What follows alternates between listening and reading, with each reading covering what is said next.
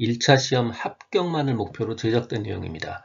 1차 시험에 나오지 않는 내용, 출제 빈도가 너무 낮은 내용은 모두 삭제했습니다. 오직 출제되는 지문과 선택지만 그대로 살렸습니다. 관련 자료나 링크가 있다면 동영상 아래에 정보창에 넣어두겠습니다. 도움이 되셨다면 좋아요, 구독 부탁합니다. 직업심리학 13장 직무분석 두 번째 파트입니다. 직무기술서에서부터 직무만족까지 다뤘습니다. 직무명세서와 직무기술서입니다. 자, 기술서는 말 그대로 그냥 기술하는 거, 그냥 적어두는 거예요. 직무의 활동 과제, 그리고 과제, 작업 조건 같은 것들을 그냥 기술, 적어두는 겁니다. 직무기술서는요, 해야 되는 일을 적어두는 거예요. 하지만 명세서는 뭐냐면, 우리가 어떤 회사에 취직하려면 우리가 스펙을 맞춰야죠. 이 스펙의 원래 말이 스페시피케이션이고요. 이 스페시피케이션을 한국말로 바꾼 게 바로 명세서입니다. 즉, 명세서, 스펙은요, 작업자가 이 직무를 수행하려면 요 정도 요구사항은 맞춰줘야 돼 라는 게 결국 스펙이고요. 그게 바로 직무 명세서입니다. 작업자가 직무에 필요한 요구사항, 이게 바로 작업자 직무 명세서, 직무 명세서입니다. 직무 기술서는 말 그대로 요 내용만 보고도 그대로 작업할 수 있게 환경, 장비, 규정 같은 것들을 아주 상세하게 적어 놓는 거예요. 직무를 하는 어떤 환경, 그 다음에 직무 수행에 필요한 규정이나 지침, 각종 장비들, 기계, 도구, 장비 이런 것들을 다 적어두는 거, 빠짐없이 적어두는 거, 이게 바로 직무기술서입니다. 여기서 중요한 거요. 직무기술서에는 사람한테 필요한 요구사항, 이거 뭐죠? 스펙이죠. 스펙이 포함되지 않습니다. 스펙은요, 바로 명세서에 들어가는 내용이에요. 직무기술서의 주의사항, 우리가 이것만 딱 보고도 그대로 따라할 수 있어야 되죠. 뭐가 필요하냐면 바로 정확하고 상세하게 적어야 됩니다. 그러니까 최대한 수량을 넣어서 당연히 표시하는 게 맞고요. 현재형 시제를 사용하고요. 수동형 문장보다는 능동형 문장이 깔끔하고 좋죠. 그리고 직무현직자에게 친숙한 용어를 사용하는 게 바람직합니다. 직무 명세서요. 스페시피케이션, 스펙이라고 그랬죠. 바로 요구 조건입니다. 해당 직무를 수행하는 작업자가 마땅히 갖춰야 될 자격 요건, 스펙을 기록해 둔 것, 이게 바로 직무 명세서입니다. 직무를 수행하는데 요구되는 작업자의 기술, 지식, 기술, 능력 등에 관한 인간적, 인적 요건들을 알려주기 때문에, 즉 스펙을 알려주기 때문에 선발이나 교육과 같은 인적 자원 관리 에 활용이 됩니다. 그래서 지식, 기술, 능력, 흥미, 작업 경험 이런 것들이 스펙인데요. 스펙에 해당되지 않는 것 명세서인데 이 명세서 스펙에 해당되지 않는 거 바로 애착, 태도, 동기 이런 것들은 해당되지 않습니다. 사람을 뽑을 때 이런 지식 갖춘 사람, 이런 기술을 있는 사람, 이런 능력 있는 사람, 3년 이상의 작업 경험을 가진 사람 이렇게 뽑죠. 가장 헷갈리는 게 이제 흥미인데 우리가 사람을 뽑을 때요. 뭐뭐에 흥미가 있는 사람 이렇게 뽑을 수는 있습니다. 하지만 뭐뭐에 동기를 가지고 있는 사람 이렇게 사람을 뽑지는 않습니다. 그래서 흥미는 스펙에 포함이 되고요. 동기는 포함이 되지 않습니다. 자, 흥미는 포함이 되고요. 동기는 포함되지 않습니다. 직무 분석 방법에는 기존 자료가 거의 없고 경험과 지식을 갖춘 사람이 역시 거의 없을 때 어쩔 수 없이 최초로 분석을 시작해야 할 때 사용하는 최초 분석법이 있고요. 기존의 자료와 비교하면서 판단하는 비교 확인법이 있습니다. 최초 분석법에는 면접 혹은 면담법, 중요사건법, 질문지나 설문지를 사용하는 질문지법, 설문지법 혹은 설문법이요. 작업일지법, 체험법, 관찰법 같은 게 있어요. 자, 첫 번째 주요한 오답이요. 자, 비교 확인법은 직무 분석 방법이기는 해요. 하지만 기존 자료가 있다는 얘기예요. 그러니까 최초 분석법은 될 수가 없습니다. 비교 확인법은 직무 분석 방법이기는 하지만 최초 분석법은 될 수 없습니다. 두 번째, 직무 분석 방법이 아닌 것은 하고 굉장히 많은 문제를 물어봅니다. 요소 비교법은 아마도 비교 확인법에서 함정을 판 문제인 것 같아요. 요소 비교법이라는 직무 분석 방법 없고요. 직무 분석은 평가를 위한 게 아닙니다. 평가법도 정답 아니고요. 직무 분석하겠다고 무슨 실험실 만들 수 없습니다. 실험법도 직무 분석 방법에 해당하지 않습니다. 최초 분석법 중 첫 번째 관찰법, 직접 작업자를 현장에서 관찰해서 바로 직무를 파악하고 직무를 분석하는 겁니다. 시작에서 종료까지 시간이 많이 걸린다 그러면 당연히 적용 곤란하죠. 또 관찰로 파악하기 힘든 어떤 정신적인 활동 같은 거 이런 거에도 적합하지 못합니다. 정신적인 활동까지 알아볼 수 있다. 오답에 해당합니다. 최초 분석법 중 면접법입니다. 직무 수행 활동이나 직무 수행에 필요한 기술을 파악, 즉 직무 분석을 위해서 작업자에게 직접 질문한다는 뜻입니다. 면접이나 면담을 통해서 질문한다는 뜻이에요. 당연히 면접의 목적 미리 알려주는 게 좋고요. 편안한 분위기를 조성해야 하는 것은 마땅한 일입니다.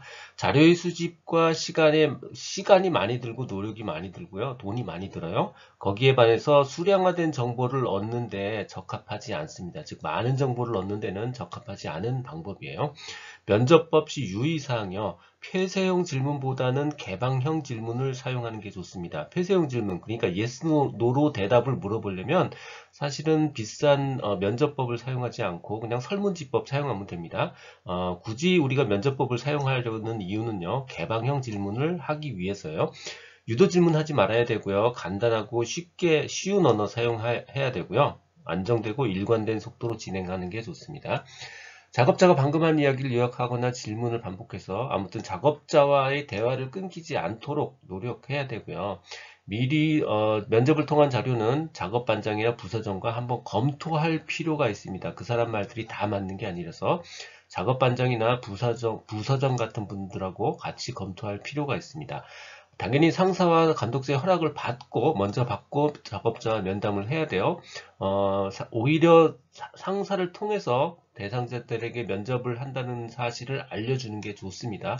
그러려면 당연히 상사의 허락을 받고 시작을 해야겠죠. 중립적 관찰자 입장을 지켜야 됩니다. 이거 굉장히 중요한 일이에요. 예를 들어서 노사 간에 불만이 있다든가 하면 어느 쪽 한편을 들어서는 안 되고요.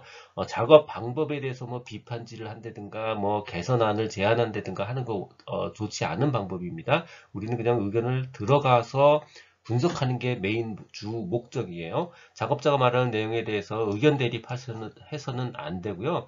임금같이 민감한 부분에 관심 가져서는 안 되고요. 면접자 개인의 견해나 선호가 개입되어서는 안 됩니다. 설문지법, 질문지법이요. 결국 작업자나 감독자한테 설문지 배포해서 직무 내용을 알아내겠다는 뜻입니다.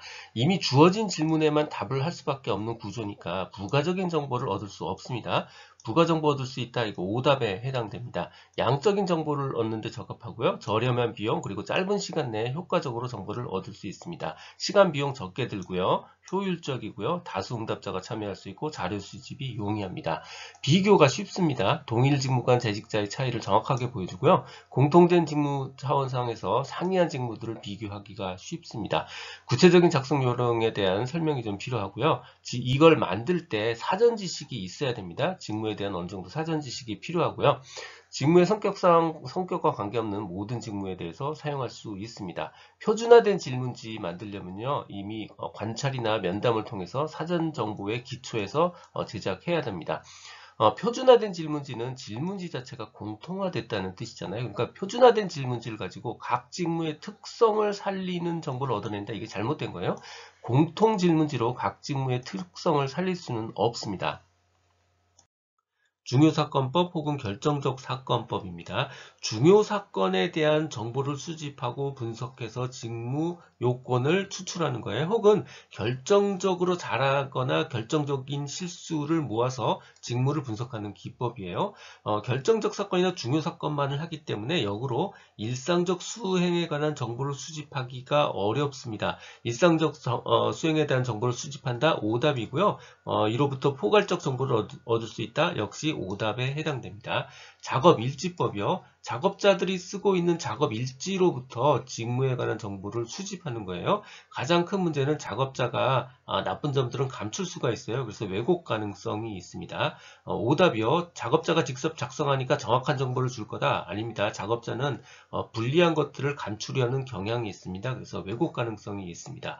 체험법이요. 분석자가 직접 작업의 직무 활동에 참여해 보는 겁니다. 직접 해서 생생한 작업 분석 자료를 얻는 방법을 말합니다.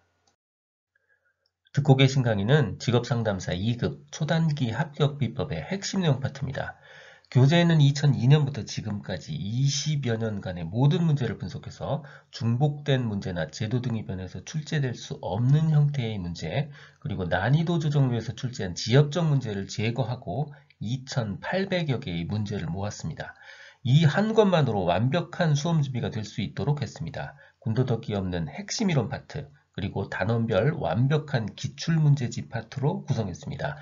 교보문고, 예스24 등 상용 전자책 형태, 인쇄 가능한 PDF 파일 형태, 종이책 형태, 그리고 스마트폰 앱 형태 등 필요에 따라 다양한 형태로 구입할 수 있습니다.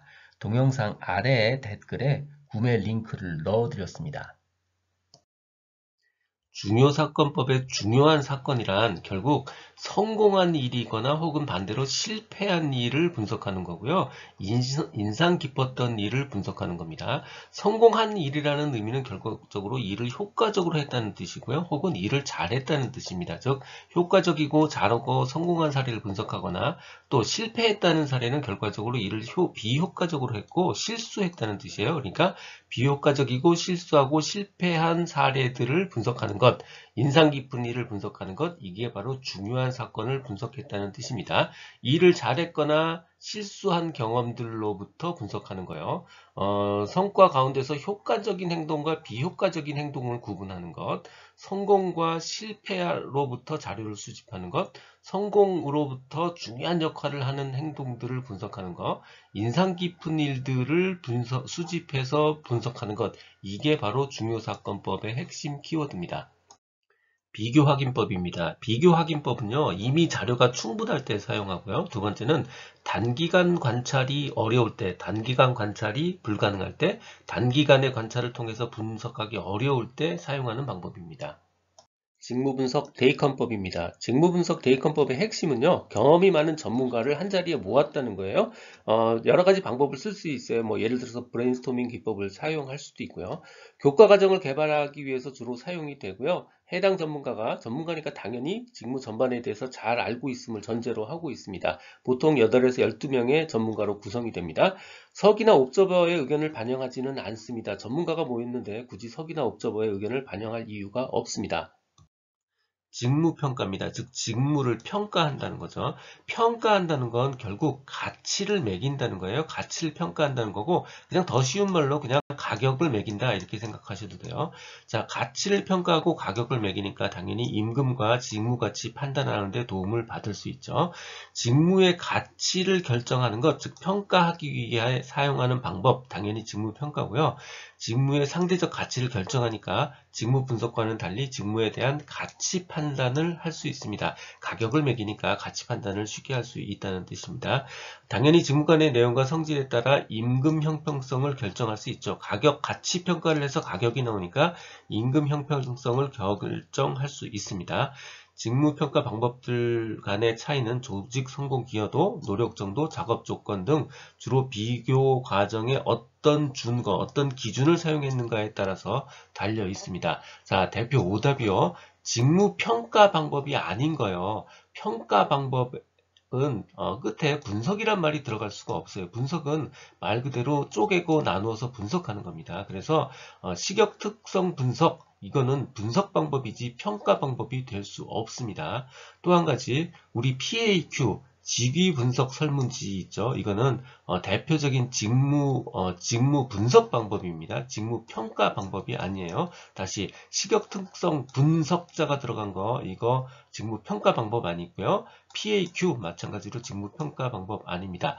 식역 특성 분석의 식역은요, 인식 영역 특성 분석이라는 뜻인데요. 굳이 우리 이 부분에 대해서 더 깊이 공부하실 필요 없고요. 우리가 집중해야 될 부분, 분석자로 끝났으니까 이거는 평가 방법이 될 수 없다. 이 정도 기억하시면 돼요.